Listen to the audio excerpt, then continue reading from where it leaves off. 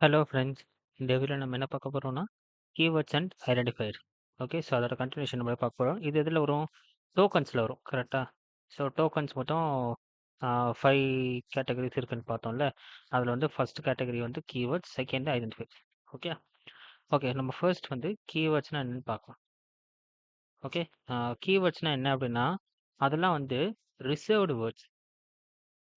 Okay. So அதெல்லாம் வந்து reserved words in C plus plus.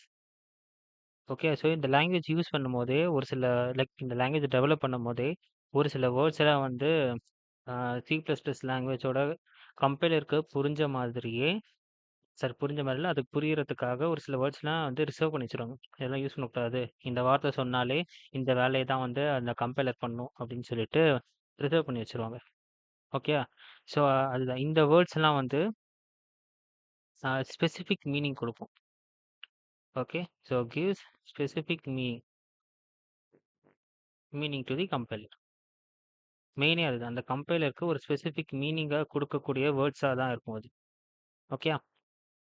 அதுக்கப்புறம் அது வந்து கேஸ் சென்சிட்டிவ். ஓகேயா? அது வந்து கேஸ் சென்சிட்டிவ். ஏன்னா, எல்லாமே வந்து லோவர் கேஸ்ல தான் இருக்கும்.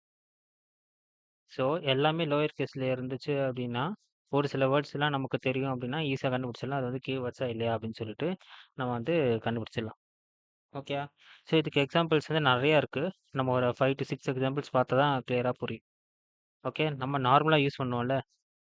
அ like C plus plus program எழுதும்போதே, நம்ம செகண்ட் லைன்ல என்ன எழுதுவோம்? யூசிங் நேம் ஸ்பேஸ் ஸ்டாண்டர்ட்ன்னு சொல்லிட்டு எழுதுவோம். கரெக்ட்டா? So using name space standard வந்து அது இந்த ஸ்டாண்டர்ட்ன்றது நம்ம யூஸ் பண்றது தான். இது தேவையில்ல. இந்த யூசிங் இருக்குல்ல, இந்த யூசிங், இந்த நேம் ஸ்பேஸ் இது எல்லாமே கீவேர்ட்ஸ். ஓகேயா? ஸோ இது எல்லாமே கீவேர்ட்ஸ். ஓகேயா? அதுக்கடுத்து இன்ட், கேரக்டர், சார், அப்புறமா டபுள், ஆ அதுக்கப்புறம் பிரேக். ஓகே. இதில கண்ட்ரோல் ஸ்டேட்மெண்ட்ஸ்ல வரும் இதில. Break, continue, okay, try, catch இது எல்லாமே வந்து கீவேர்ட்ஸ். எக்ஸெட்ரான்னு போட்டுடலாம். ஓகே. இதெல்லாம் வந்து கீவேர்ட்ஸ்.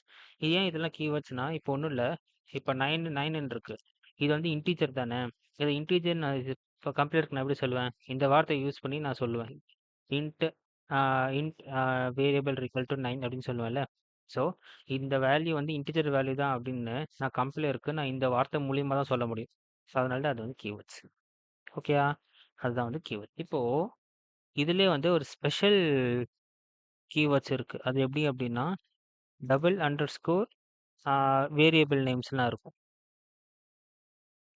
ஓகே. டபுள் அண்டர்ஸ்கோர்ன்னு போட்டு இந்த மாதிரி டைப்ல வந்து நெறையா வேரியபிள்ஸ் இருக்கும். ஓகே. ஸோ அதெல்லாம் வந்து பேக்கேஜஸ்க்குள்ள, அந்த மாடியூல்ஸ்க்குள்ள இருக்கும். ஓகே. இந்த மாதிரி இருக்கிற வேரியபிள்ஸ் எல்லாத்தையும் நம்ம வந்து யூஸ் பண்ணக்கூடாது. இது எல்லாமே வந்து ரிசர்வ்ட். ஓகே. ஸோ ஃபார் எக்ஸாம்பிள்க்கு வந்து எக்ஸாம்பிள்க்கு வந்து இப்ப அண்டர்ஸ்கோர் ஆ பில்ட் இன் அண்டர்ஸ்கோர் ஆட் இப்படின்னு சொல்லிட்டு ஒரு வேரியபிள் இருக்கு. ஓகே. ஸோ ரொம்ப டீட்டெயிலா போவேணாம். இது மட்டும் தெரிஞ்சா போதும். ஓகே. இப்படி ஒரு வேரியபிள் இருக்கு. ஓகே. இந்த வேரியபிள வந்து நம்ம யூஸ் பண்ணக்கூடாது எங்கேயும். ஓகே.